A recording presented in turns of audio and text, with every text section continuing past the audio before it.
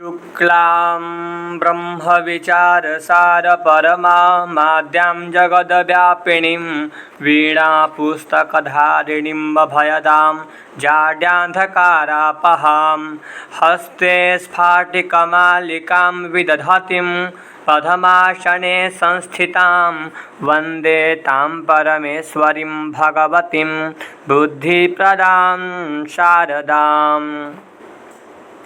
हम लोग जब से अच संधि प्रकरण को प्रारंभ किए हैं तब से हम लोग यड़ संधि का सूत्र पढ़े हैं, गुण संधि को पढ़े हैं, वृद्धि संधि को पढ़े हैं, पर रूप संधि को पढ़े हैं, पूर्व रूप संधि को पढ़े हैं और आज के पाठ में हम लोग प्रकृति भाव संधि को पढ़ने जा रहे हैं। हमारा सूत्र है सर्वत्र विभाषा गोः। सर्वत्र का मतलब होता है सभी जगह, विभाषा का मतलब होता है विकल्प से, गोह क्या है षष्ठ्यंत पद है।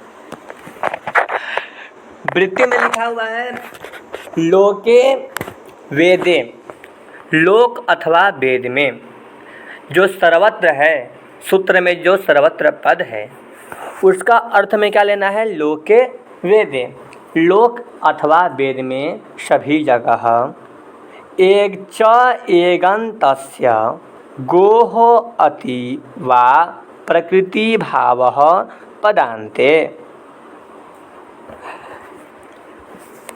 एगन्तस्य गोः अर्थात गो शब्द हो और एगंत गो शब्द हो।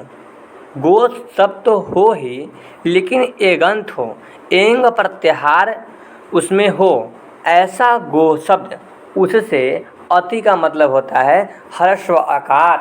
तपरस तत्काल से सूत्र से यहाँ पे तपर करण हुआ है तो अति आया है। जिस तरह इको एड़ची में अची पद था, अच प्रत्याहार परे रहते, इसी तरह यहाँ पर अति का मतलब क्या है, अत हर्ष व आकार के परे रहने पर, वा विकल्प से प्रकृति भावः, प्रकृति भाव होता है पदान्ते, पद के अंत में। पूरे जब वृत्ति का हम अर्थ देखेंगे तो ऐसा होगा कि लोक अथवा वेद में एगंत गो शब्द को, और एगंत गो शब्द कहाँ हो तो पद के अंत में, पदांत पद के अंत में एगंत गो शब्द हो और उससे हर्ष व आकार पर में हो तो प्रकृति भाव होगा। हम लोग उदाहरण से अच्छे से एक बार समझ लेते हैं। गो धन अग्रम, ऐसा स्थिति रहता है। गाय का अगला भाग या गाय आगे चलो, इसका अर्थ है गो अग्रम। यहाँ पे एचु यवा याव से अयादि संधि प्राप्त है। यहाँ पर एंगः पदान्तादति से पूर्व रूप भी प्राप्त है। तो सबसे पहले सूत्र को देख लेते हैं हम, सर्वत्र विभाषा गोः। सर्वत्र विभाषा कहता है कि लोक अथवा वेद में एगंत गो शब्द हो तो एंग प्रत्याहार में कितने वर्ण आते हैं, ए और ओ। एगंत गो शब्द है कि नहीं है, पहला उसका मिल गया, एगंत गो शब्द होना चाहिए।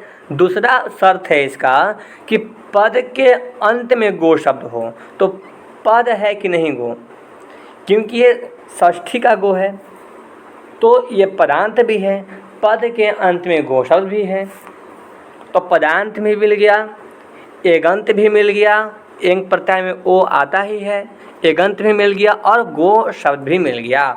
उससे पर में क्या चाहिए, हर्ष व आकार चाहिए, तो हर्ष व आकार भी मिल गया। तो पूरा सूत्र का जितना भी शर्त था सर्वत्र विभाषा गोः का, पूरे के पूरे इसमें मिल गए। पद के अंत में गो शब्द है, एगंत गो शब्द है, उससे पर में हर्ष व आकार भी है, तो क्या होता है, विकल्प से प्रकृति भाव होता है। प्रकृति भाव का तात्पर्य है कि वह जैसा है उसी रूप में रह जाएगा।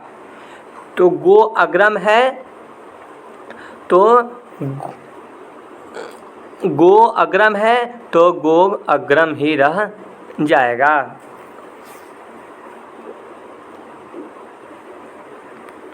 गो अग्रम ऐसा ही रह जाएगा। लेकिन जब एक पक्ष में प्रकृति भाव नहीं होगा, क्योंकि विकल्प से करता है सर्वत्र विभाषा गो, जब विकल्प से प्रकृति भाव एक बार नहीं होगा तब क्या रहेगा, गो धन अग्रम रहेगा। ठीक, गोधन अग्रम। यहाँ पर सूत्र लग जाएगा एंगः पदांतादति। कहता है एंग प्रत्याहार अंत में हो, पद के अंत में क्या हो, एंग प्रत्याहार हो। उससे हर्ष व आकार अगर पर में हो तो पूर्व और पर के स्थान में पूर्व रूप एक आदेश होता है। ठीक, ग ओ प्लस अ ग्र म ऐसा हमारे पास है। तो पूर्व और पर के स्थान में पूर्व रूप हो, अर्थात पर वाला वर्ण और पूर्व वाला वर्ण दोनों वर्ण मिलकर पूर्व की तरह हो जाए। जब यहाँ पर पूर्व हो जाएगा तो क्या बन जाएगा, ओ पूर्व की तरह हो जाएगा। तो क्या बच जाएगा, अब ग हो जाएगा हल, ओ और अ मिलके क्या बन जाएगा, ओ, और ग्रम का ग्रम। जब इनको आपस में मिला देंगे तो क्या बन जाएगा, ग जाके मिल जाएगा, ओ जाके मिल जाएगा ग में, तो बन जाएगा गो ग्र और म, ऐसा रूप बन जाएगा। पाणिनि जी के दृष्टि में ये गोग्रम जो रूप है वह सिद्ध है, वह सही है। लेकिन उनके बाद के जो आचार्य हुए और यहाँ पे अवग्रह लगाने लगे, खंडाकार लगाने लगे, जिससे कि हमें ये चलता है पता कि यहाँ पे पहले अ था, उसको पूर्व रूप होकर ऐसा बन गया है, गोग्रम बन गया है। लेकिन अगर आप खंडाकार नहीं लगाते हैं तो भी गोग्रम या फिर कोई भी शब्द जहाँ पर पूर्व रूप होगा और अगर वहाँ पे आप खंडाकार नहीं लगाते हैं तब भी वो रूप सिद्ध होगा, क्योंकि पाणिनि जी के दृष्टि में वो रूप सिद्ध है। अब देखते हैं आगे क्या है, गो अग्रम गोग्रम दो रूप बन गया। अब है एगन्तस्य किम। कहते हैं कि सूत्र में सर्वत्र विभाषा गोह जो सूत्र है इसमें एगंत शब्द का ग्रहण क्यों करते हैं कि एगंत गो शब्द हो, तो इसका उदाहरण देते हैं चित्र गोअग्रम। चित्र गोअग्रम देखिए ऐसा रहता है कि चित्रा गावो यस्य, ठीक, ऐसा रहता है चित्रा गावो यस्य चित्रगुह बनता है। वहाँ पर चित्रा में पुंवद भाव हो जाता है और गो चित्रा जस और गो जस ऐसा रहता है।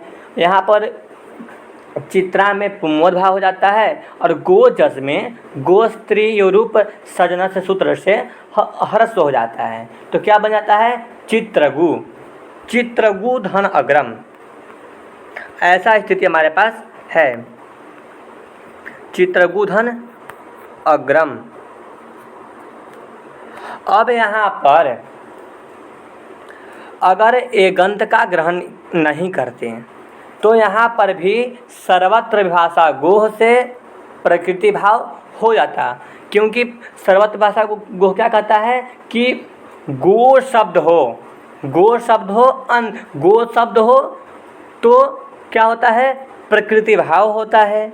लेकिन एगंत गो शब्द हो, एंग प्रत्याहार क्या हो, अंत में हो, ऐसा गो शब्द हो। यहाँ गो शब्द तो था लेकिन अभी यहाँ पे एगंत गो शब्द नहीं है, एंग प्रत्याहार अंत में यहाँ पर नहीं है, क्योंकि यहाँ पे क्या हो गया है, ह्रस्व हो गया है। तो यहाँ पर एगंत गो शब्द न मिलने के कारण यहाँ पे प्रकृति भाव नहीं होता है।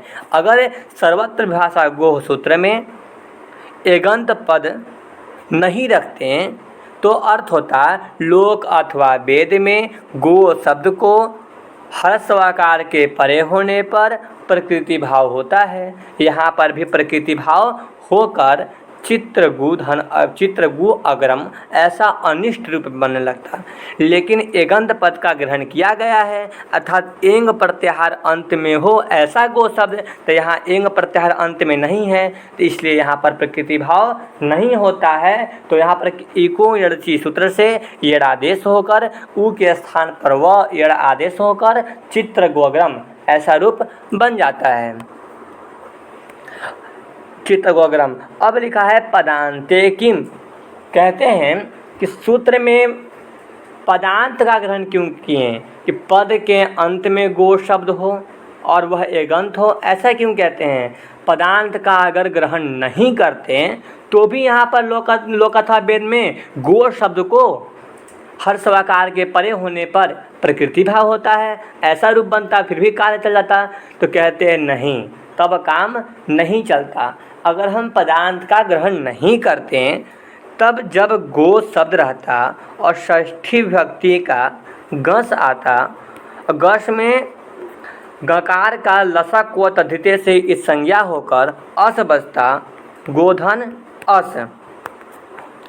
यहाँ पर सूत्र से सर्वत्र विभाषा गो सूत्र से यहाँ पर भी प्रकृति भाव हो जाता और गो अस ऐसा ही रह जाता, गोह नहीं बन पाता। क्यों नहीं बन पाता, क्योंकि सर्वत्र विभाषा कहता है कि गो शब्द से क्या हो, हर्षवाकार पर में हो, तो क्या होता है, प्रकृति भाव होता है।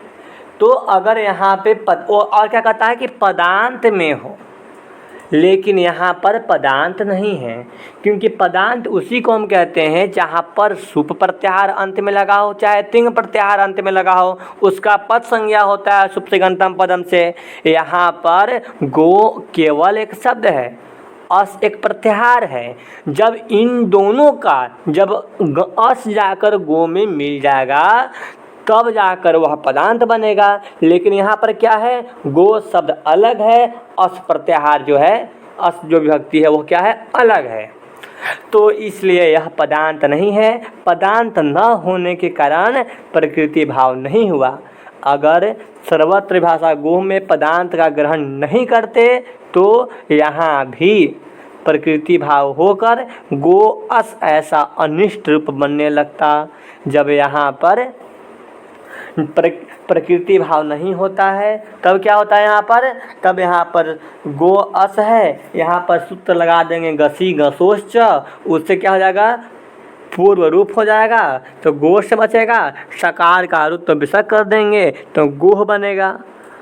तो इस तरह हमारा सर्वत्र भाषा गोह में जितने भी वृत्ति थे सारा वृत्ति का उदाहरण हम लोग पढ़ लिए। अगला सूत्र है अनेकालसित सर्वस्य गीच अवंग स्फोटायनस्य। अनेकालसित सर्वस्य और गीच, इन दोनों सूत्रों को हम बाद में पढ़ेंगे, क्योंकि ये जो दो सूत्र है ये समाधान सूत्र है। सबसे पहले हम अवंग स्फोटायनस्य सूत्र को अच्छे से घटा लेंगे। जब इस सूत्र को हम अच्छे से पढ़ लेंगे तब अनेकालसित सर्वस्य और गीच, ये दोनों सूत्र हमें अच्छे से समझ में आ जाएगा।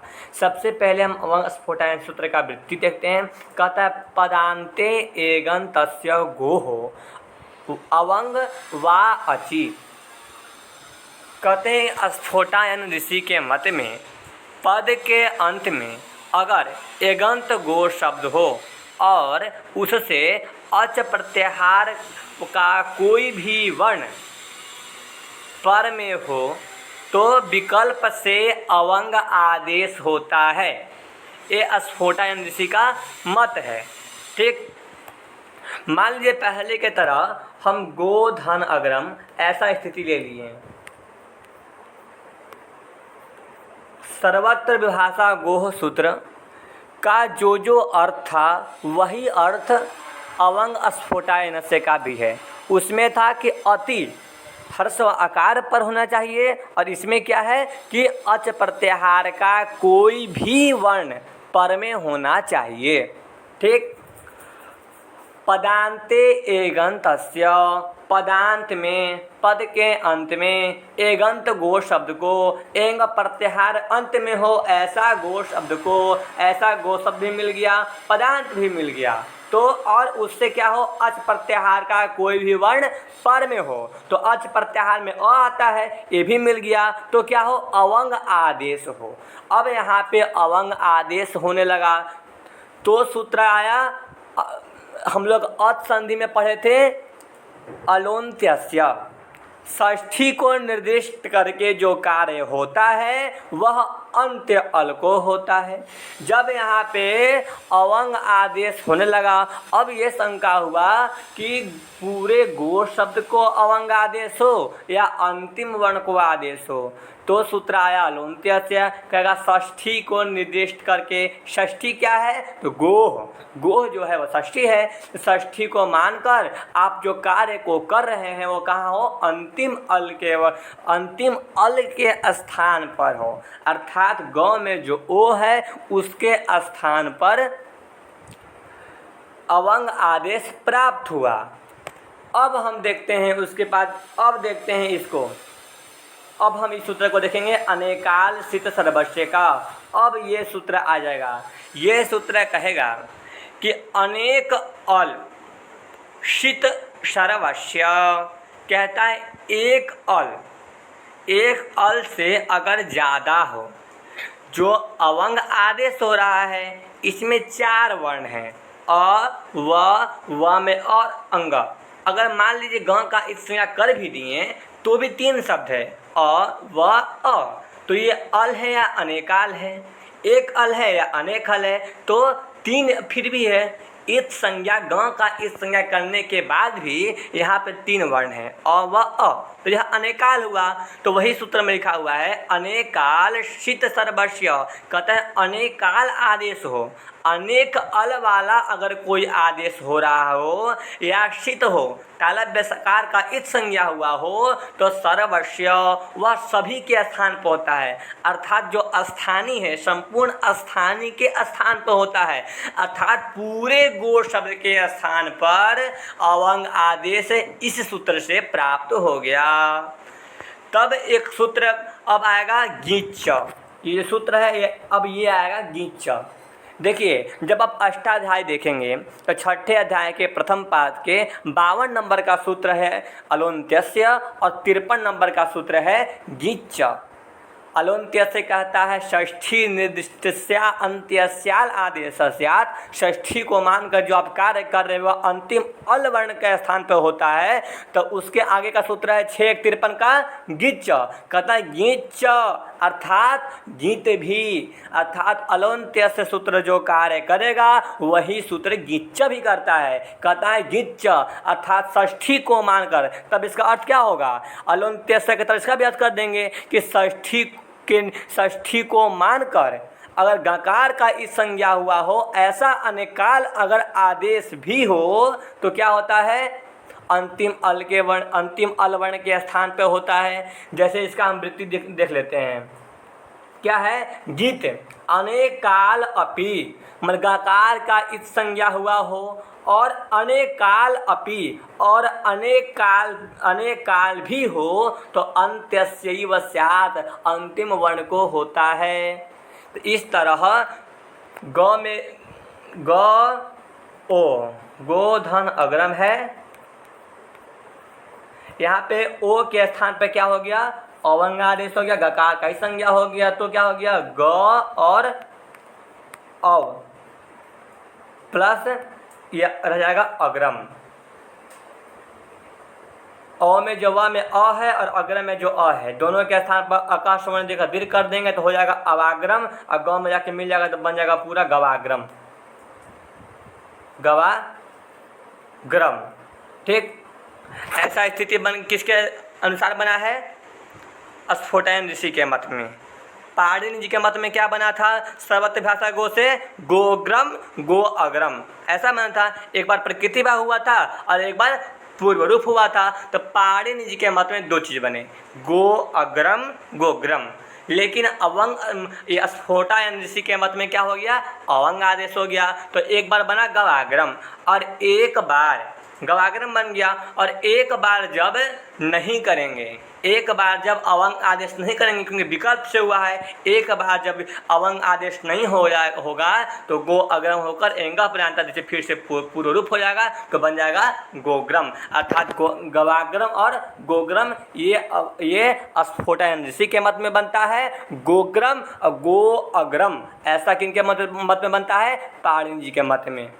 ठीक, अब आगे क्या है, देखिए ग्वाग्रम गोग्रम बना। अब लिखा है पदांते किम गवि, अवंग स्फोटायन सूत्र में अंतिम लिखा होगा, देख लीजिएगा, पदांते किम गवि। कहते हैं कि पदांत में, पदांत का ग्रहण क्यों करते हैं। यहाँ फिर वही प्रश्न आया कि पदांत का ग्रहण क्यों करते हैं। तो कहते हैं कि जैसे मान लीजिए कि गो शब्द है और सप्तमी का गी प्रत्यय आया और इसमें गकार का लसक व अद्वितीय से इस संज्ञा कर दिए, तो गो और ई बचा। अब यहाँ पर अगर पदांत का ग्रहण नहीं करते तो यहाँ पर एंग प्रत्याहार है, गो शब्द है, एंग प्रत्याहार अंत में ए ओ है ही और गो शब्द है ही, तो यहाँ पर भी अवंग आदेश होकर अनिष्ट रूप बनने लगता, इसलिए पदांत का ग्रहण किए। अब तो गो शब्द पदांत मिलेगा नहीं, जब पदांत नहीं मिलेगा तब यहाँ पे अवंग आदेश नहीं होगा, और अवंग आदेश जब नहीं होगा तब यहाँ पे क्या कर देंगे, यहाँ पर एचो या वाई आवाज से अव आदेश कर देंगे, तो ग हल हो जाएगा, अ हो जाएगा, ग अव ई, वर्ण सम्मेलन कर देंगे तो गवि। इस तरह हमारा अवंग स्फोटायन सूत्र, जिच सूत्र, अनेकालसित सर्वस्व सूत्र व सर्वत्र भाषा गो सूत्र, ये 4 सूत्र हमारा इस तरह संपूर्ण हुए। अब अगले पाठ में आगे के सूत्रों पर चर्चा करेंगे।